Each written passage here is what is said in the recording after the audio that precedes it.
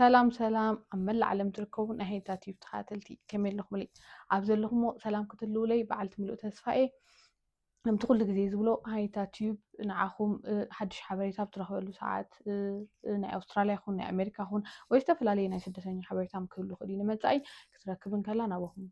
تبلو أصل زي توم كلكم ناس قد زي ملكة نا يتبلو ناس قد زي خنكاتو لو إنا تبلو ناو هايتات يوب أبالات وين هايتات يوب سدران مخان سبسكرايب تكبروا كومودما شير لايك هايترسعوا مالتيو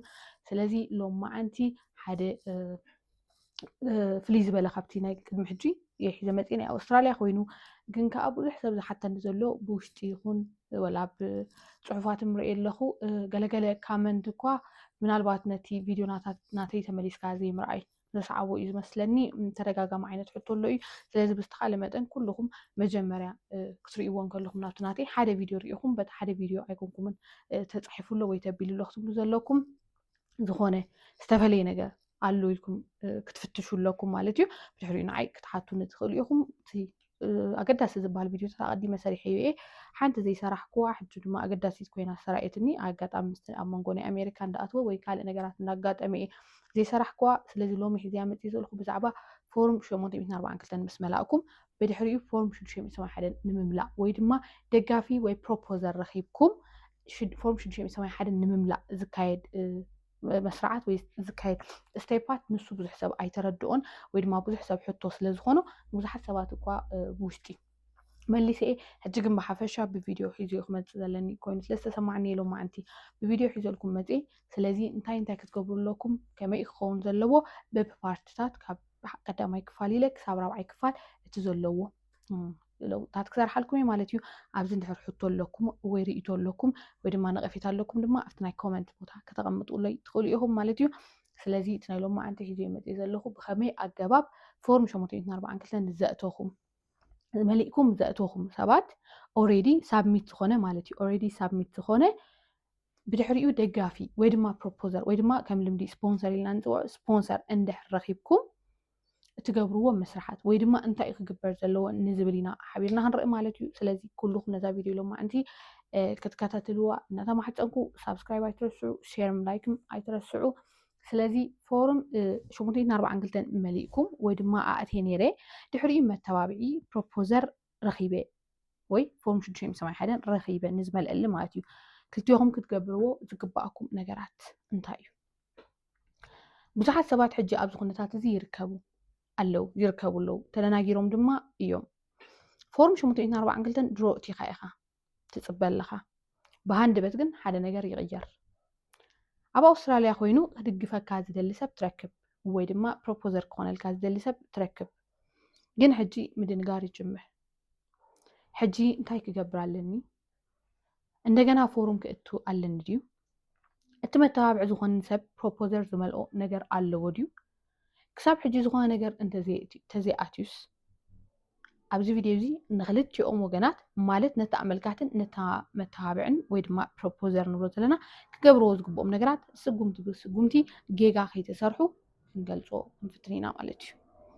ቀዳማይ ክፋል ነተን ክልተ ፎርምታት ምርዳእ መጀመርያ ነተን ክልተ ፎርምታት ምርዳእ ክድልየና እዩ ነቲ ነገር ኣዝዩ ቀሊል ንግበርዎ ፎርም 842 ኣመልካቲ ወይ ኣፕሊካንት እዚ ናይ ብሕትኩም ሰብኣዊ ቪዛ መመልከቻ እዩ ቅድሚ ሕጂ ብዙሕ ግዜ ብዛዕባ ፎርም 842 ከምኡ 671 ተዘራሪብና ኣለና ፍልልያት እውን ኦሬዲ ትፈልጥዎም ኢለ ሓስበ ምናልባት ነቲ ቪድዮ ዘይረኣኹም ወይ ሓደሽቲ ግን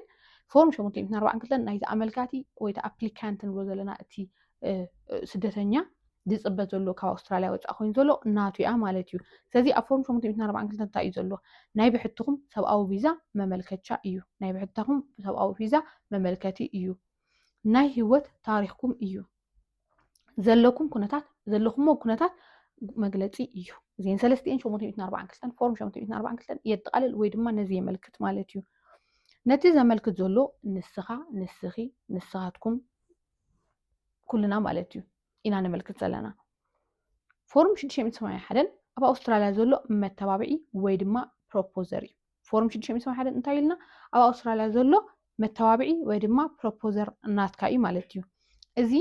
ናይ ደጋፊ ፎርም እዩ እዚ ፎርም 681 ናይ ምንታይ እዩ ናይ ደጋፊኻ ናይ ስፖንሰርካ ፎርም እዩ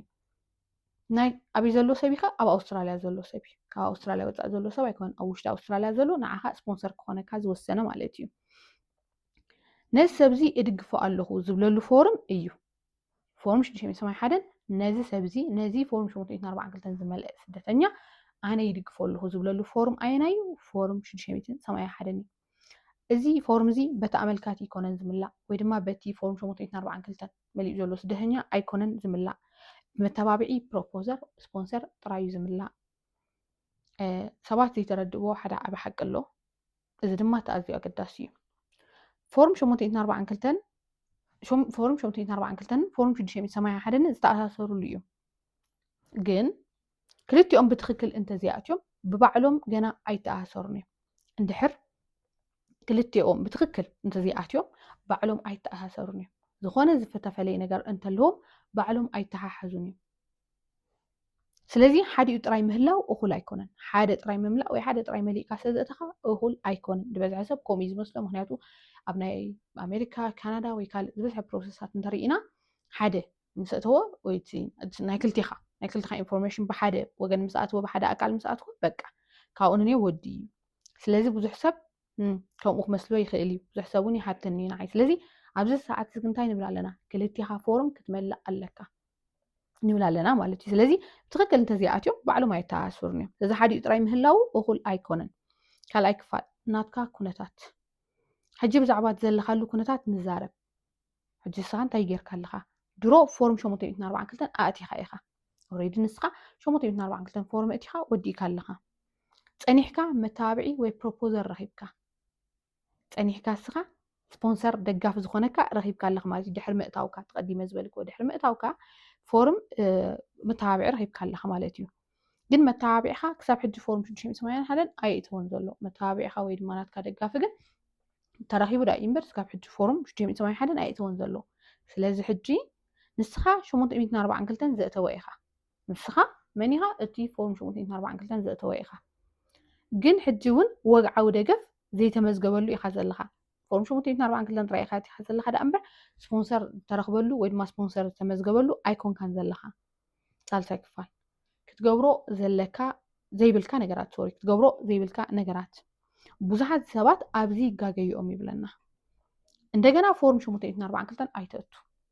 እንደገና ይኮንካን ፎርም 842 መሊእካ ትእቱ እዚ ንጉዳይካ ከደናግሮ ይኽእል እዩ ንፎርም 681 ባዕልኻ ክትመልኦ ኣይትፈትን እዚ ክትገብሮ ኣይፍቀደልካን እዩ ኢሚግሬሽን ድሮ ይፈልጡ እዮም ኢልካ ኣይትገምት ኢሚግሬሽን ድሮ ኣነ ስፖንሰር ኣለኒ ወይ ድማ ድጋፍ ረኺበ ኢልካ ኣይትገምት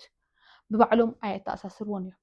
ስለዚ እዚ ማለት እንታይ እዩ ናትካ ስራሕ የድሊ እዩ ናትካ ስራሕ እንታይ ይኸውን እስኻ ትገብሮ እንታይ እዩ ፎርም ኣይሚን ናትካ ደጋፊ ስፖንሰር ዝገብሮ እንታይ እዩ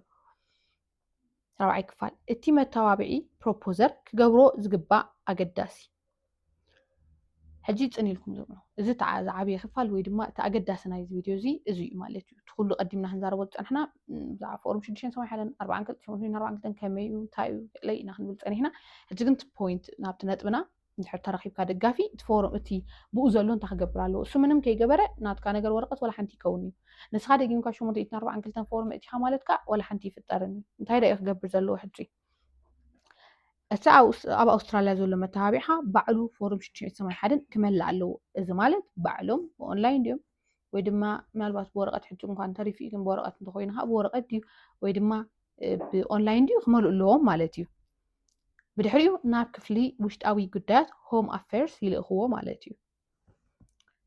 ናትካ ልክዕ ሓበሬታ ከምቲ ኣብ ፎርም 842 ዘሎ ይእትዉ ምሳኻ ዝኾነ ዓይነት ፍልልይ ዘለዎ ክኸውን የብሉን ምስ ናትካ ሓደ ዓይነት ክኸውን ኣለዎ ብዘይ ዝስጉምቲ እዚ እቲ ደገፍ ብወግዒ ኣይምዝገብን እዩ ስለዚ እዚ ሰብ እዚ ዝናትካ ስፖንሰር እዚ ነገር እንተዘይገይሩ እቲ ደገፍ ብወግዒ ኣይምዝገብን እዩ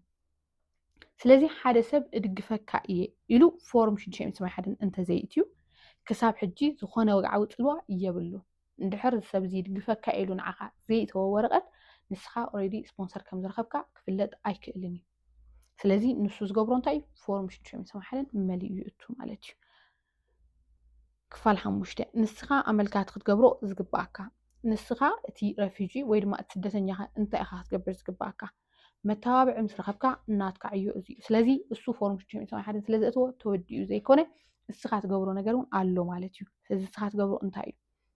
فورم شو تسمى حدا نمتاو دلوات مخانم الرجاجز مجمرة نصو فورم شو تسمى حدا نمتاو دلوات مخانم ترجاجز دحريو لك حبريتا خابو كم تبشو متمتنا أربعة كلتن لك عم تفورم شو متمتنا أربعة كلتن زي تخيو منم عينت في اللي زي بقول جيركا كتبوا مالك كاتنات كحبريتا زخون عينت في اللي ويد ما زخون عينت جيجا كجاتم يبلو مأتاوم كساب زودو تتقبه نسوم فورم شو تسمى حدا أتيوم مليئوم سوري سابميت كساعد جبرو نسخة تتقبه مرجاجتي ويجب تمتهم تقبل بدحريو نسخة أمزأتوه مرجاجتي وسد كابوم سابميت مسجبرو تي أرين كم تقومي بدما قالو زلا أخلو نسوم مستلا أخلو إيميل نسخة الرجاجت دحرزي انت هات جبر سخة نتز ملا أخي فورم شو متين أربعة عنكلتن حبريتا بمهب إنهم أفيرز أفلت سخة شعو إذا نجرزي مسرا أخيو مسرا رجاجت سخة إنهم أفيرز سخة أبديت كتجبرو ميخا مالتيو السو already تلو نسخة دمانعهم أبديت كتجبرو ميخا حجي فورم شو تشمي سواء حدا زقتوه متابعي ويدما بروبوزر علني زي الكاد مانعهم تحت جبرو ميها أبديت كتجبرو ميها مالتي فورم شو تشمي سواء حدا زمل إلكا خمزر أخبكا سبونسر كم زخون إلكا خمزر أخبكا already نسو سابميت كم زرو خبص لازم نسخة حجي بزي سبونسر يكون كذا لخس بسبونسر هذا لها كم تتفلت وفت فورم شو متين أربعة قلتن مجمع راح ملك لها application by applicant زي بالمرج قالو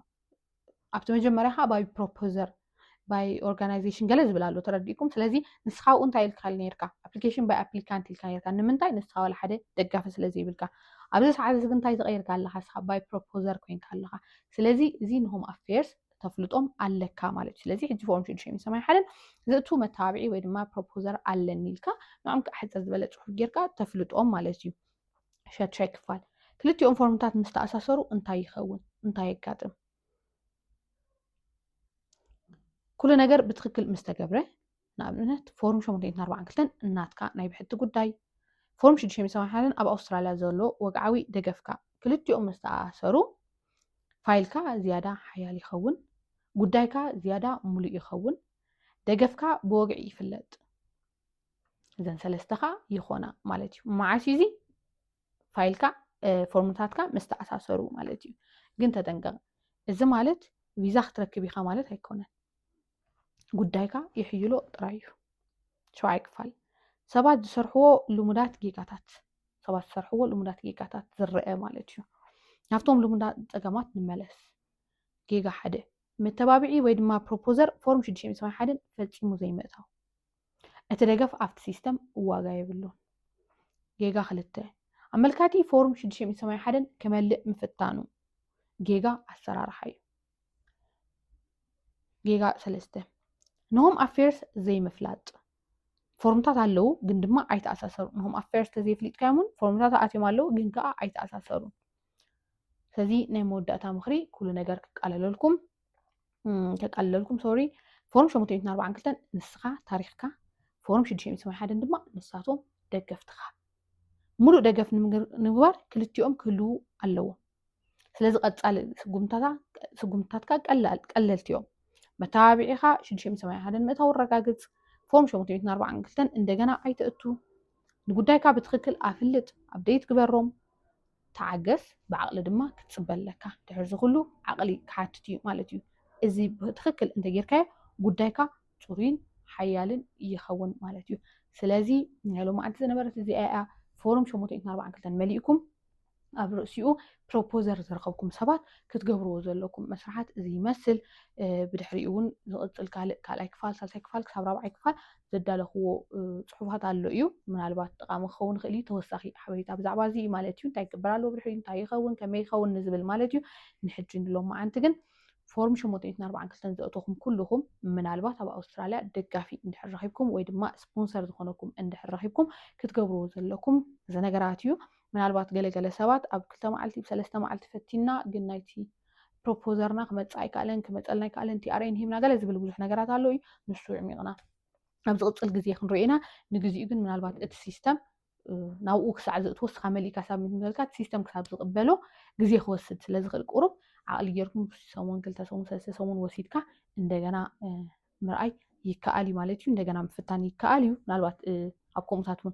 سلا حدا جزي مدنو قاعد تلو سيستم نبعلون تخدمو سلا زغل عاوتات تجنق يبلكم من الوقت انت أبيكم جزي وسيدكم كتفتنوا تقوليهم من الوقت بخالي مجدون ዝግበር ነገራት እንተሃልዩ ድማ ኣነ ናባኹም ሒዘዮም መፅአ ማለት እዩ ስለዚ ንሎማ ኣንቲ እዚኣ ቪድዮ ነይራ እቶም ፎርም 842 ዘለኩም ዝመላእኹም 681 ንምውሳኽ ወይ ድማ ስፖንሰር ንምውሳኽ እዘን ዝነገርኩም መስራሓት ምግባር ጥራይን ኣዝዩ ቀሊል እዩ ብዙሕ ዘጨንቕ የብሉን ጥራይ ግን ብትክክል ምግባር ኩሉ ነገር ገብሮ ከለና እንድሕር ሸለልትነት ኣርኢና ሳዕቤኑ ከቢድ እዩ ወይ ድማ ሳዕቤኑ ዘይውፅኢታዊ ይኸውን ስለዚ ምምላእኩም ዘይተርፍ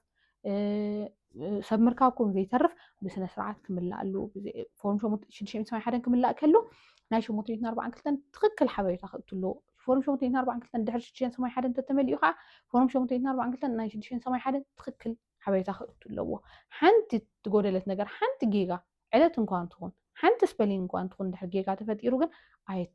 أي تحزني ببينهم زلوا سلزة حسبوا مالك سلزي تتنقي أنا نملأيو نهزاربنا بحساب كوينا سبونسراتنا نملأيو مالتيو إذا أحد رغب لكم دلي بسترفقن أفتن ذو طلع خلأي سالتك فالك سعنا الرهب سلام كنا